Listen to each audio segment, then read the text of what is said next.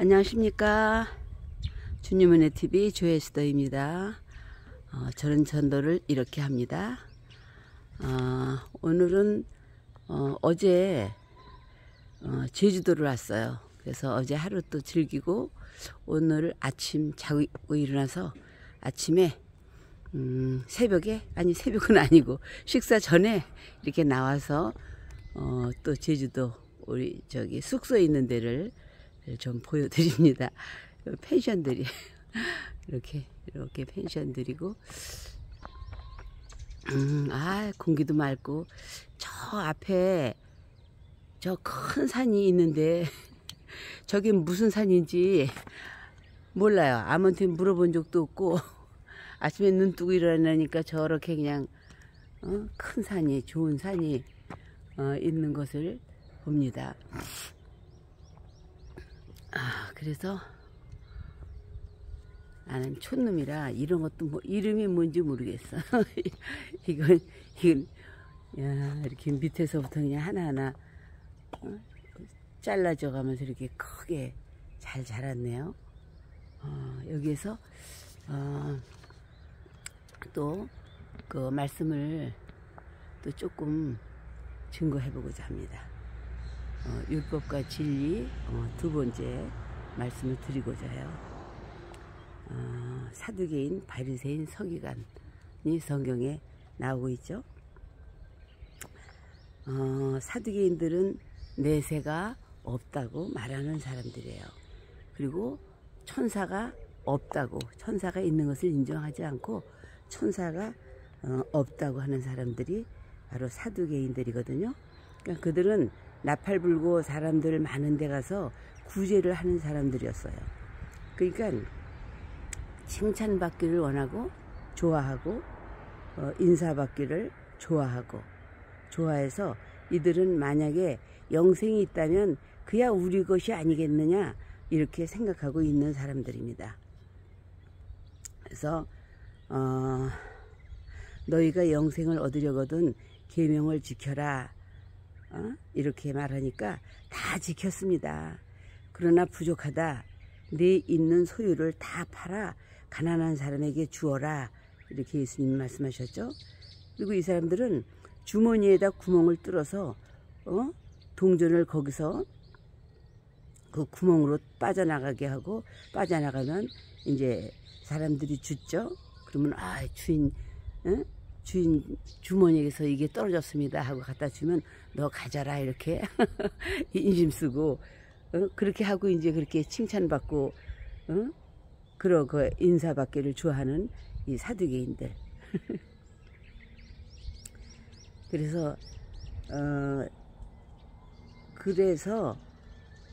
주님께서 네 소유를 다 팔아서 가난한 사람들에게 주어라 그렇게 말씀을 하신 거죠. 그런데 이 사람들이 재산을 다 팔아서 줄 수가 없다 이거예요. 그러니까 어떤 부자가 근심하여 가더라 했죠. 그러니까 돈 벌어서 이 땅에서 천국을 누리자, 이것이 이들의 사두개인들의 생각입니다. 바리새인들은 서면 측에서 나온 자라고 하죠. 그래서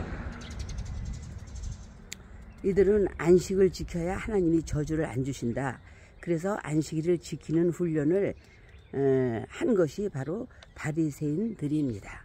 그래서 예수님은 바리새인들과 충동할 때 언제나 안식일 때문에 충돌을 했어요. 돈을 좋아하는 바리새인들이라고 예수님이 말씀을 하셨죠. 그러니까 바리새인들이 법이 안식일 날을 일하지 말라고 했는데 단 소리 나는 것이 있으면 주어도 좋다. 그래서 예수님께서 돈을 좋아하는 바리새인들이라고 말을 한 거죠. 왜냐하면 사두개인들이 돈을 떨어뜨릴 때 가끔은 큰 것도 자주 나오곤 한대거든요. 그러니까 그러한 법을 만들어 놓은 거죠. 그런가 하면 아니다, 성경을 잘못 해석해서 저주가 온 것이다 해가지고 성경을 해석하는데 몰두한 사람들이 나온 것이 또 서기관들입니다. 그러니까 이것이 신구약 중간 400년 동안 일어난 것입니다. 다시 말하면 알렉산더가 천하를 통일한 그 중간부터 생겨난 것이죠. 그러니까 구약에 없던 바리새인, 서기관, 사두개인들이 신약에 툭 나온 거예요. 그만큼 그들은 무엇인가 노력을 했어요. 자기 민족들이 저주 안 받게 노력한 사람들이 바로 그래도 이 사람들입니다. 예수께서 너희 의가 바리새인과 서기관보다 더 낫지 않으면 안 된다, 이렇게 말씀을 하셨죠. 그러니까 무엇인가 하나님으로부터 받으려고 노력하는 바리새인과 서기관만 못하면 결단코 천국에 못 들어간다 이거예요. 사두개인들은 내세도 없고 천사도 없다고 하는 사람들이니까 그러나 부유해지려고 몸부림을 쳤고, 바리새인들은 하나님 영생을 얻으려고 몸부림친 것이죠. 예수께서 그들의 노력만은 인정을 하셨어요.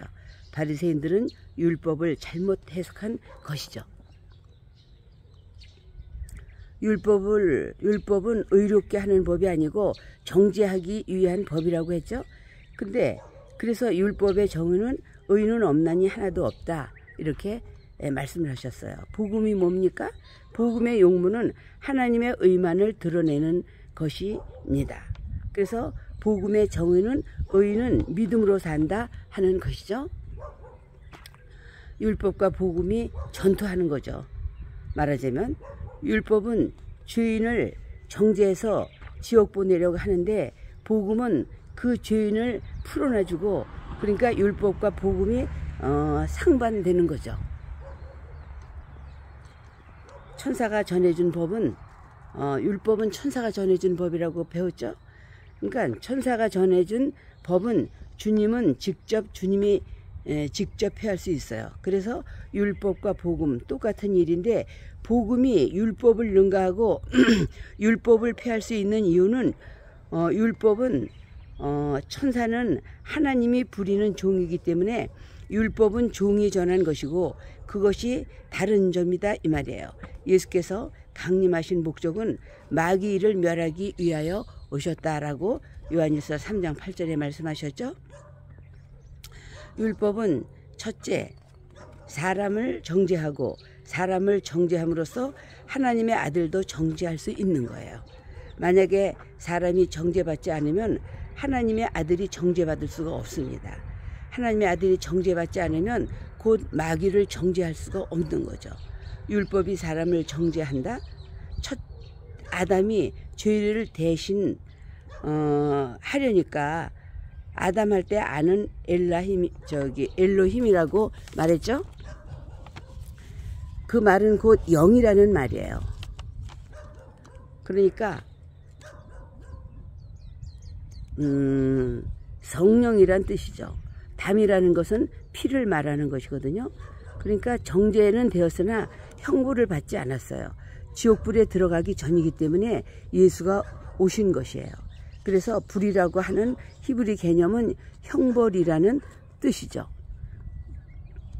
형벌은 누가 하느냐? 형벌은 천사가 합니다. 누가복음에도 불을 갖다가 심판하는 영이라고 했어요. 불은 소멸하는 영입니다. 소멸하는 영이라고 하는 것은 천사를 두고 하는 것입니다. 계시록에도 그래서 모든 심판에 천사가 동원되죠. 히브리 1장 7절에도 천사를 불꽃으로 삼았다고 했어요. 데살로니가 후서 1장 8절에도 복음을 순종치 않는 자들을 소멸하신다라고 말씀을 하셨습니다. 히브리서 12장 29절에도 하나님은 소멸하는 불이다. 이와 같이 히브리 개념으로 불이라고 하는 것은 성령이라고 오해를 많이 했습니다. 왜 그런 오해가 나오느냐? 누가복음 12장 49절에 보면 내가 불을 땅에 던지러 왔노니 이 불이 이미 붙었으면 내가 무엇을 원하리요? 라고 말씀을 하셨어요. 그러니까 마태복음 3장 11절 하반절에 보면 그는 성령과 불로 너희에게 세례를 주실 것이요 하는 말씀이 있습니다. 이것을 불의 성령이라고 알고 있었던 거죠. 그래서 불의 성령이 아니라 불과 성령이라고 이렇게 말씀을 하셨습니다. 그러니까 불성령이 아니에요. 그러니까 하나는 형벌로 침례를 주시든지 또 성령으로 감화하시고 구원하시든지 이 뜻이죠. 예수께서 영광받기 이전에는 성령의 존칭을 붙이지 않았습니다. 그러나 예수께서 보내실 보혜사는 우리에게 임하실 이는 언제나 존칭을 붙였습니다. 다시 말하면 그가 오실 때에 그가 너희와 함께 계실 때에 예수 이전에는 성령을 존칭 붙인 적이 한 번도 없습니다. 내가 가서 아버지께 구하겠으니 그가 또 다른 보혜사를 너에게 보내리니 그가 오시면 너희와 영원토록 함께 하시리라. 요한복음 14장 24절에 이렇게 말씀을 하셨죠. 성령이 오시면 내가 너희에게 이른 말을 생각나게 하시리라. 오시면 하시리니 이렇게 존칭을 쓴 것을 볼 수 있습니다. 과거에는 하나의 은사적인 것, 사역적인 것, 능력적인 것, 성경을 말했고, 그러나 예수께서 가셔서 보내시는 이는 실존을 말했기 때문이에요. 그러니까 그가 부활하신 후에 오실 이는 전부가 존칭을 쓴 것은 실존을 말했기 때문입니다. 그래서 부활하신 후에 오실 이는 전부가 존칭을 쓴 것을 실존을 말했기 때문이란 말이죠. 그래서 불을 던지러 왔다 하는 것은 형벌을 가한다 이거예요. 만약에 이 불이 붙었으면 무엇을 원하리요? 여기서 아담이라는 자가 형벌을 받았다면 예수께서 올 필요가 없었다 이 말이죠. 이미 불이 붙었다면 내가 뭘 원하겠느냐. 그러나 내가 받을 침례가 있으니 이를 이루기까지 답답함이 얼마나 더하겠느냐. 그러니까 내가 죽어야 할 일이 있으니 이를 완성하기까지 그 고통이 얼마나 더하겠느냐 하는 것입니다. 왜? 아직 불이 안 붙었기 때문에, 아직 형벌이 안 이루어졌기 때문에 구원할 수 있는 거죠. 소돔 고모라가 멸망했다면 구원할 자가 어디 있겠습니까? 아직 멸망하기 전이기 때문에 먼저 들어가서 롯을 건져내는 것이 아니겠어요? 쉽게 말하면 예수님이 온 것은 형벌을 하러 왔다 이런 말이에요. 그래서 마귀를 멸하러 왔다고 요한일서 3장 8절에도 말씀을 하셨죠. 하나님의 아들이 나타나신 것은 마귀의 일을 멸하려 하심이라 이렇게 말씀을 하셨어요. 여기서 예수께서 오신 것은 첫 아담이 범한 죄를 짊어지러 오신 것이에요. 그 첫 아담이 범한 죄를 짊어지려니까 사람이어야 죄를 짊어질 수 있죠. 그러니까 말씀이 육신이 되어서 오신 거죠. 말씀은 영이죠. 말씀은 생명이에요. 예수의 육신은 육신이 되어서 오신 것이죠. 그래서 곧 말씀은 영이요, 말씀은 생명이요, 말씀은 예수님이요. 육신은 곧 말씀이에요. 영이요, 생명이죠. 고린도전서 15장 45절에도 새 아담이라고 했어요. 왜? 그는 육신이요, 사람인데 그 사람이 생명이다 이거예요. 인간은 영이 아담이고 예수는 육신이 아담이시고, 사람의 몸은 흙에서 왔기 때문에 영이 될 수가 없습니다. 예수는 말씀으로 왔기 때문에 육이 아담입니다. 그러니까 예수님 육신의 죽음은 영의 죽음을 대신할 수 있는 것이죠. 수준이 같으니까, 영적 수준이. 그러니까 예수를 사람으로 대하면 구원을 받지 못합니다. 그러니까 우리의 영이 예수의 육을 대한다 이 말이에요. 예수님이 그의 살을 먹고 그의 피를 마셔야 영생이 있다라고 말씀하셨죠. 예수님이 십자가에서 이제 죽으셨죠. 예수님의 죽음은 우리의 영을 대신하는 것이라고 말씀을 드렸어요. 첫 아담의 죽음을 대신할 수 있다 이거예요. 예수께서 우리의 육신의 죽음을 대신했다는 줄로 착각하는 사람이 많이 있습니다. 우리 육은 한 번 죽는 것은 하나님이 정하신 것이요, 짐승같이 다 죽게 돼 있는 겁니다. 육신은 오직 예수의 육이 죽음을 우리에게 영혼을 대신할 수 있는 것입니다. 그래서 아담이 죽게 되어 율법으로 정죄되어야 예수님이 죽음을 요구할 수 있는 것입니다. 오늘은 여기까지 말씀을 드렸습니다. 그러니까 율법과 진리에 대해서 두 번째 말씀을 드린 것입니다. 오늘 이 아침에 제주도에 저 산 이름을 좀 알아갖고 했어야 되는데 그래서 이렇게 하고 또 다음번에 세 번째로 율법과 진리에 대해서 말씀을 드리겠습니다. 이제 이제 아침밥 먹어야 되니까 이제 집에 들어가야죠. 아유, 요건 무슨 꽃인데 이렇게 이쁘네요. 감사합니다. 구독 부탁드리겠습니다.